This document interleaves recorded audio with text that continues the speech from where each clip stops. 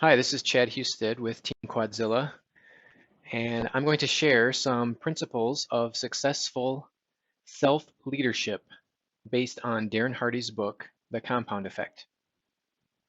Warren Buffett said that the greatest investment you can make is in yourself, and I think this is true.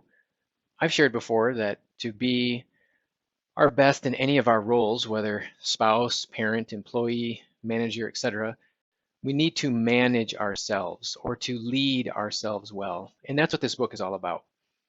Principles of self-leadership that can help us to be our best.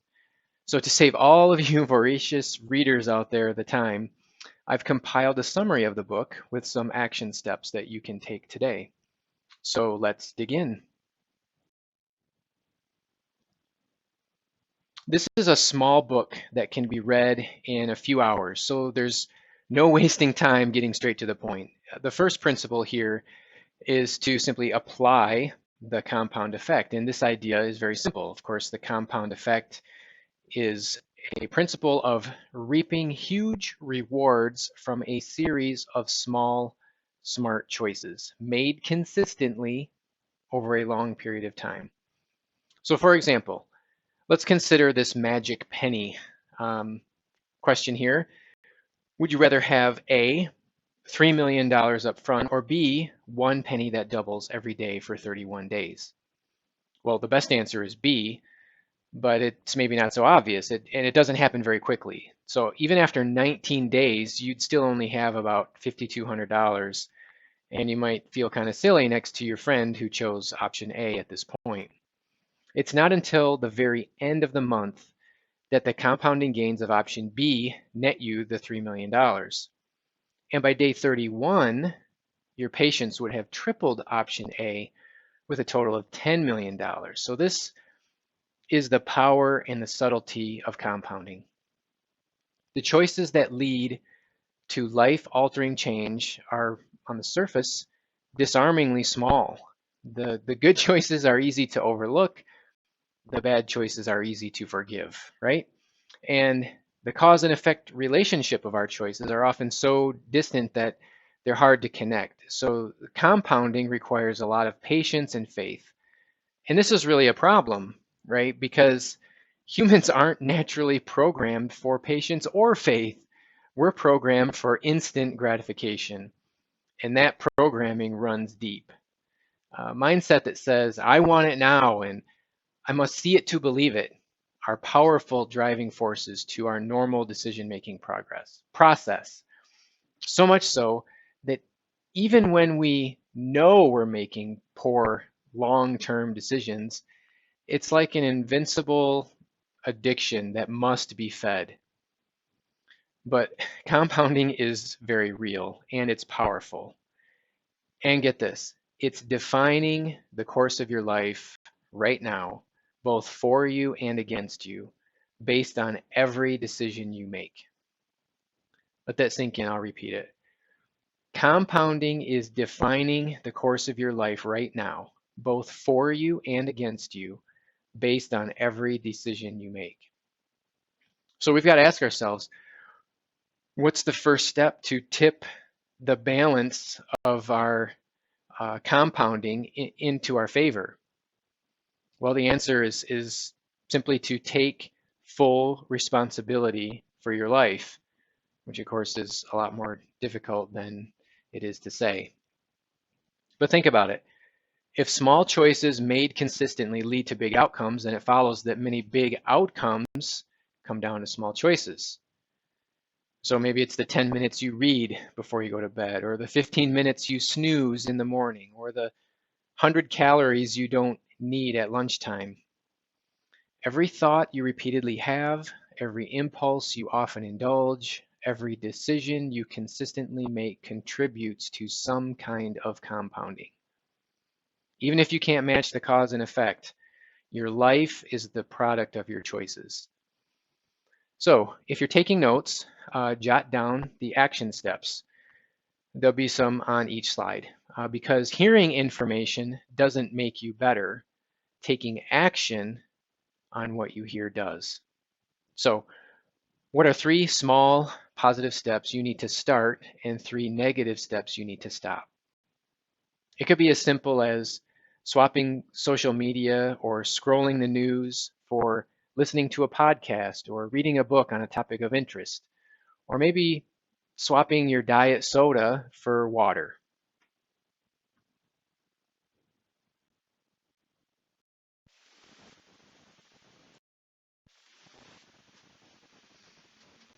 All right, let's talk about our choices.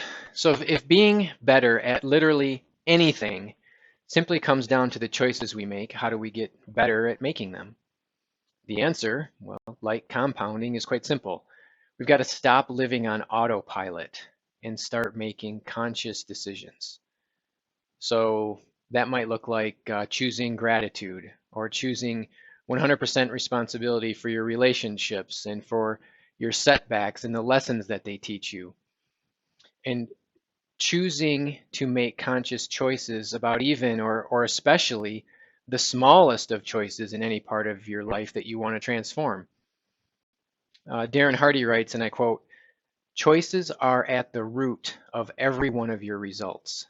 Each choice starts a behavior that over time becomes a habit.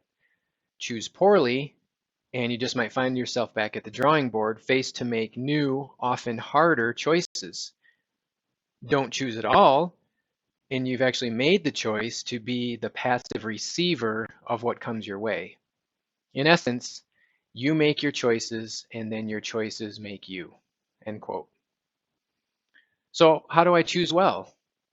Hardy says you can't manage what you can't measure. So his advice is to choose to start tracking every action in the part of your life that you're focusing on. So for example, if you want to lose weight, then track your weight, track your measurements, track your food, track your steps, track your minutes of exercise, track anything and everything that compounds you towards or away from your goals. At first, you'll be shocked, not just at the state of your choices, but also at how hard it is to stay conscious of them. And that's because so much of our life is run on autopilot. But unfortunately, the program for our autopilot may not be taking you to your desired destination yet. And this is hard, right?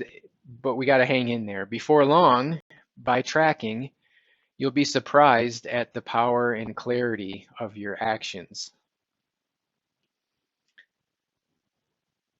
The most important part to this whole thing about our choices is to choose to start now.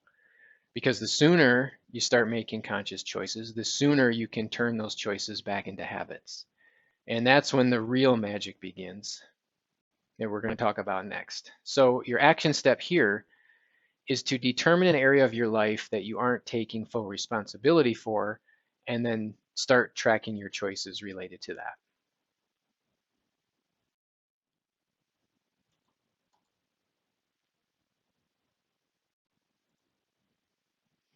Let's talk about healthy habits.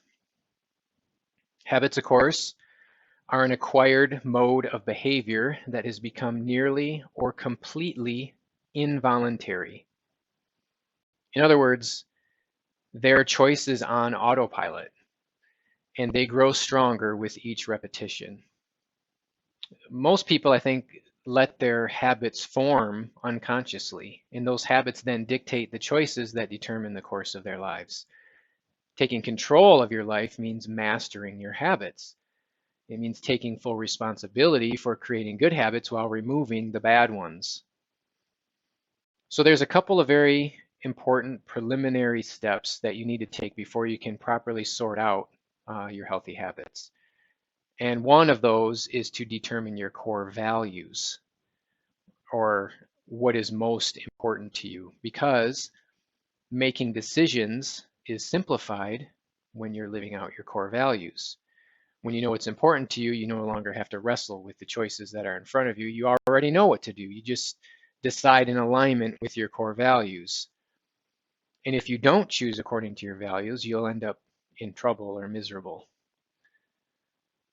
So do that. And then the other preliminary step is to tattoo your personal, compelling reason why you want to work on whatever's the healthy habit. Your compelling reason why will help you to press through the difficult times rather than giving up or choosing poorly. And recalling your why can make choosing easier as you consider your goals and as you consider your future self who is rooting for you. All right, so very important. Core values and your why. So once those are established, here's a few ideas to help you eliminate bad habits. First of all, you've got to decide. You got to say to yourself, look, I can't tolerate this anymore. Whatever the thing is, you have finally come to the end of your rope. You realize that this habit is not serving you anymore, but it's rather holding you down. And you'll never slay a bad habit without this deep conviction that enough is enough. So recall your personal compelling reason why you can't tolerate it anymore, and then lean into that reason when the temptation strikes. Okay, so decide first. Secondly, you've got to describe and identify, and I'm talking about the trigger here. This is the emotion or the circumstance that precede the behavior or activity. Because normally we think of the behavior as the habit itself, like overeating or procrastination or whatever. But this is really only our response to the trigger. So we've got to identify the trigger, not so much the behavior. We already know the behavior that we're trying to change. We get tripped up because we begin experiencing a reward at the point of the trigger even before we act, because it's our human nature to look at and to think about and to pay attention to whatever we've done in the past that was immediately rewarded. We've got to learn how to practice delayed gratification in believing the future reward is greater than the instant and temporary reward. So I hope that makes sense, but identifying the trigger is super important. It's usually some kind of a stressor. So for example, you realize that maybe you go to the pantry for comfort when stressful things happen, and you overeat on junk food to cope with that stressor. So you've got to identify the trigger or the stressor. Next, making an advanced decision. This is really hard. So have you ever really, how do I say, have you tried really hard to not think about the thing that you don't want to, only to find that you're even more drawn to it? Yeah, so me too. I think it's probably pretty normal. But thinking about defeating the bad habit will often send you right into the thing that you're trying to avoid. So the trick here is to replace the thoughts with something else. This takes some practice, but it really works. You've got to choose some positive inputs here. So this is where it gets real. You've got to choose your next move when the trigger hits. It's not enough to say, no, I'm not going to go to the pantry when I'm stressed. You've got to replace the action of eating junk food with a positive action. Maybe it's going for a walk or munching on some baby carrots. But having decided your course of action before the trigger strikes makes it way easier to choose well in the heat of the battle. This is where you would want to lean on to your core values and your reason why, and this is how you're now replacing the course of action by making this advanced decision. So then finally, you create a new reward. You're recognizing the many benefits of your good choice. You're now taking a natural trigger that you can't hardly avoid, but you're using it for something healthy and positive. So the reward is really personal and dependent on your habit, but regardless, it's a step toward your healthy habit, and those positive actions create and boost esteem and confidence. And so, you can do this, and it'll work. Esteem and confidence gets boosted. You're inspired to practice it further. You build some endurance, and you choose well in the face of your triggers, and pretty soon it becomes second nature. And then, boom, your bad habit's broken, and you're not looking back. So easy kind of four-step process here, but um, let's be honest, breaking bad habits is really hard. And we normally give up too easy. So just remember that your bad habit didn't appear overnight, so you can't expect to kick it overnight either. You've got to stick with it. You got to, you know, be accountable to somebody. Don't give up. Lean into your driving force and your values. Remember that you're worth it, and the people you care about are worth it too, right? So they want you to be better as well. All right, your action step here is to is to sit still long enough to think about and actually write your core values and your compelling why. This is the driving force for your desire to cultivate.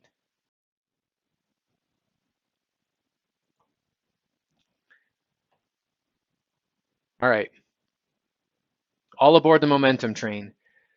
Darren Hardy writes, and I quote, "Some of our best intentions fail because we don't have a system of execution." End quote. So following further along in the book here, The Compound Effect, we're learning ways to help us to be better. And this is the part where routines come in. Okay, so a routine is something that you do every day without fail, like brushing your teeth or fastening your seatbelt, and you do it with minimal or no conscious thought. Just like with habits, if you look at anything you do that's successful, you'll see that you probably made a routine for it.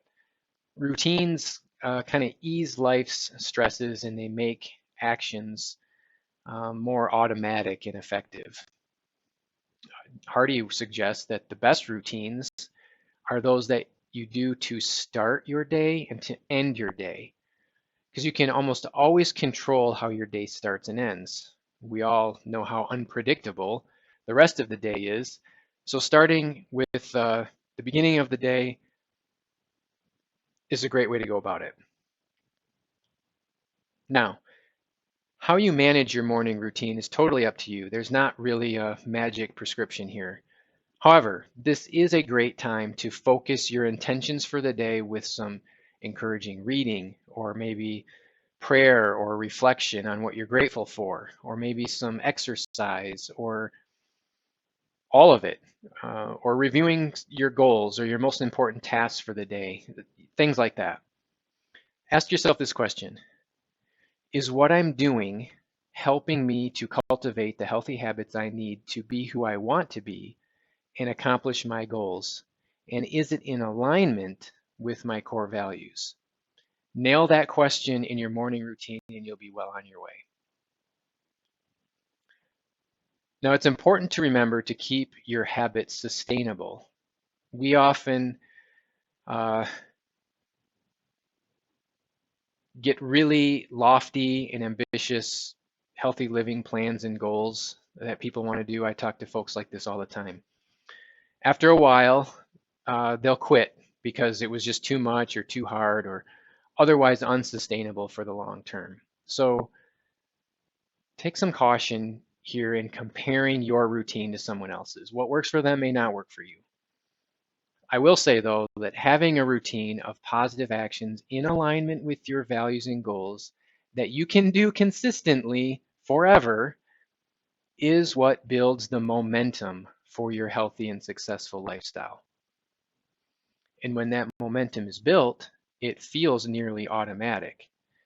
It's hard to stop once momentum is on your side, though just like a train, it takes a ton of energy to get it started. So don't be discouraged when it seems to take longer than you'd like for the momentum to begin. Just remember the compound effect. One more idea here. I wrote this on the whiteboard in my office. It says, scheduled things get done. Somehow, you need to make the routine part of the non-negotiable in your life. And one way to do that is simply to make it an appointment on your schedule. You can't cancel or be double booked. This is your vital time to work on you so that you can be your best for yourself and for others. So your action step here to build momentum is to get that morning routine down. So Write it, practice it, tweak it as needed to set yourself up for success.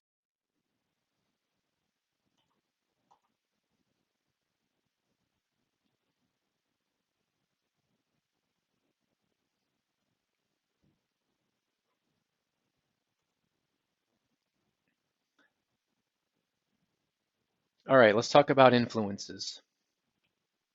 The more we feed negative thoughts and behaviors, the more likely they will occur.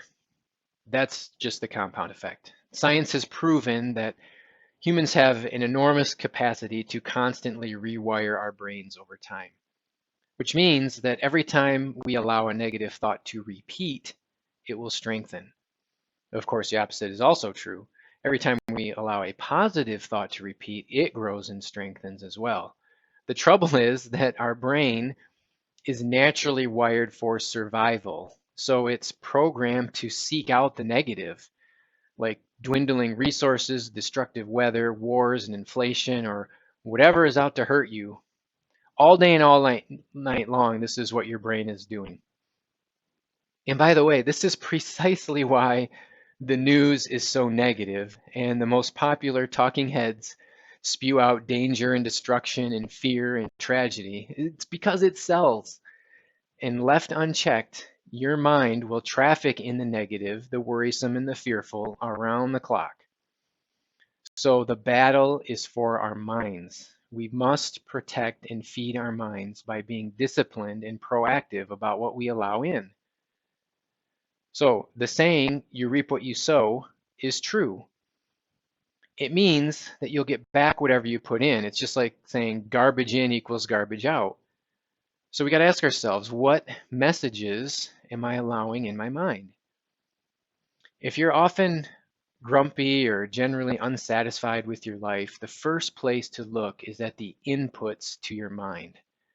Change the inputs from negative to positive and see what happens. Well, how do I do that? Maybe take a media fast. Practice gratitude and forgiveness. Let it go. Stop worrying over things you can't control. Do your best and forget the rest. Believe in yourself. Speak to yourself in a loving and positive voice. These kinds of positive inputs will greatly influence your mood and attitude, and you'll surely find good things happening around you by doing so.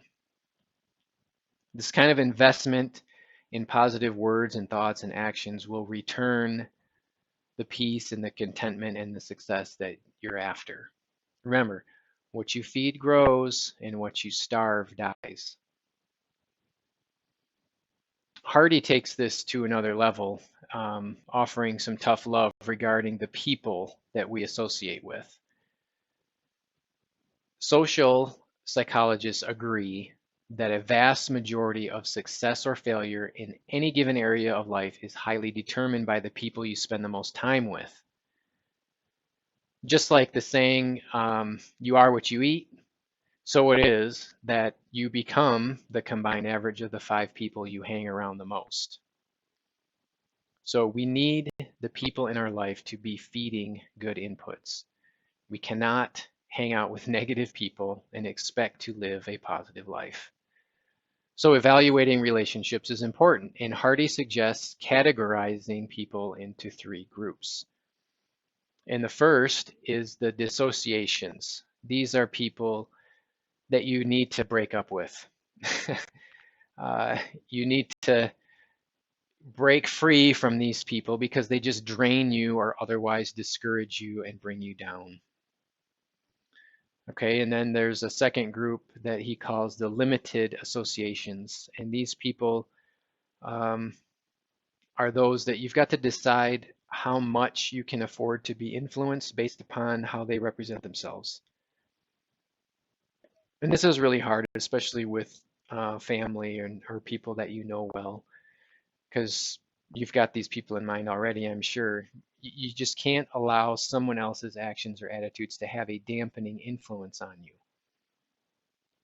So he suggests that you probably have a neighbor who's like, he calls a 3-minute friend. For 3 minutes, you have a great chit chat, but you wouldn't mesh with this person for 3 hours. And you can probably hang out with an old high school friend for 3 hours, but probably not for 3 days. You follow me? So you've got to look at your relationships and make sure you're not spending 3 hours with a 3-minute person. Darren's suggestion, not mine. Finally, the expanded associations. I really like this one. This is where we've got to identify people who have positive qualities in the area of life we want to improve and just spending more time with them. So we join groups where such people gather and we make friends with them. We hang out with people who will drive us forward and further and create more creatively, perhaps.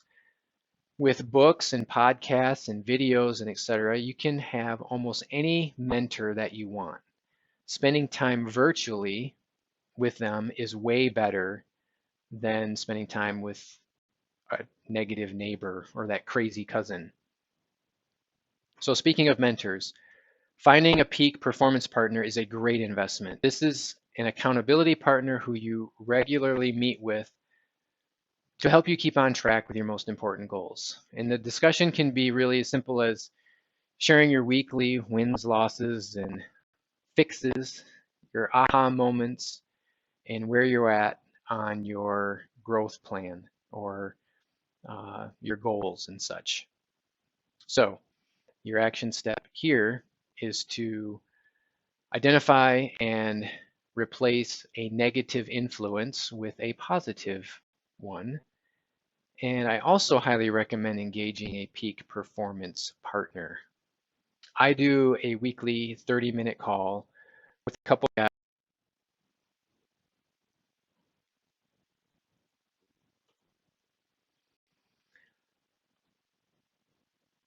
Okay, so last slide. This is kind of a bonus on our journey here through the compound effect. Accelerating your success. This is an idea that can help you to make the compound effect work even faster. Hardy calls it the moment of truth. It's the idea of what happens when you've hit the wall. Maybe you've heard that saying. It's kind of common in endurance racing, like running a marathon. Story time here. I hit the wall big time during my first marathon in 2013. I've never felt anything like it. It was mile 19. There's more than 7 miles left to run, well over an hour to go, and I was just done. Everything hurt bad, head to toe, but each step felt like stepping on nails, and I'm not joking. It was awful. So I stopped to take a short break for water at the aid station where my wife and young son were to cheer me on.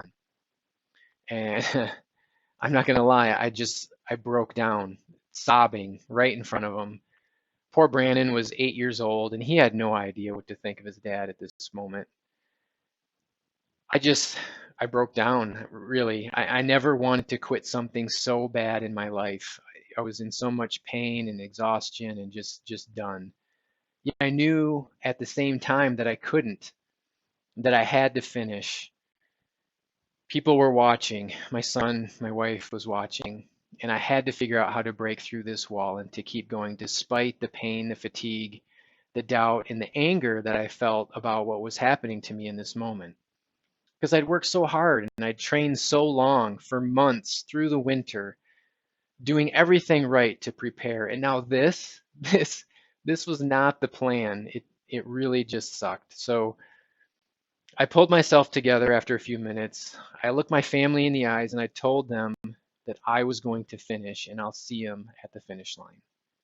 This was my moment of truth. It was the ultimate test of my fortitude and character. What am I made of? I was determined to find out. No way was I going to be a quitter. I ended up finishing that marathon 40 minutes slower than my plan, but I finished. To that point, it was the hardest thing I'd ever done, and it changed me forever. I realized that I could do way more than I thought, and that my body would go where my mind tells it. And that day, I chose to change my mind about quitting And I stopped listening to the pain and the doubts, and I just pressed on. Such an experience has helped me to endure all kinds of other moments of truth in my relationships or at work and along my healthy living journey. My point in sharing that story is that the real growth happens on the other side of the wall. And after you've given all you've got and then just a little bit more, right? That's the other side. It's the extra effort after you've done your best already that's the difference maker. And you know this to be true in your own life. Those times when everything was stacked against you and you persevered through the issue or the trial and found your way to the other side. You learn the most in these situations and you grow stronger and wiser. Harnessing that mental fortitude accelerates your success when applied to the principles of the compound effect. Other ways to accelerate your success are to make yourself stand out from the crowd by beating expectations and doing the unexpected. Hardy says common things deliver common results. And one reason that people are wealthy and famous is because they do more than expected. They work smarter and more creatively, and they do so consistently. Just read stories about Kobe Bryant's work ethic or how Richard Branson does the unexpected when launching a new enterprise. Their behaviors and habits set them apart from the crowd and accelerated their success. So, your final action step is to figure out where you can give just a little bit more in applying the principles of the compound effect and to start practicing that today. So there you have it. I've shared my review and report, I guess, for Darren Hardy's book, The Compound Effect. So what happens next? That's your choice. You can leave this presentation and continue your life as it is. You can sink back into your status quo, whatever that is. You can leave your choices to chance, and in 5, 10, or 15 years, you can reap the haphazard harvest that has taken root in the garden of your life. There's some poetry for you. Or you can choose one thing that you've learned here today and take action. You can put your future in the power of compounding. You can take full responsibility for the forces that are shaping your future, and you can decide to be extraordinary. Thank you all for enduring this presentation on Hardy's book, The Compound Effect. I hope you enjoyed it. Let me know what you think.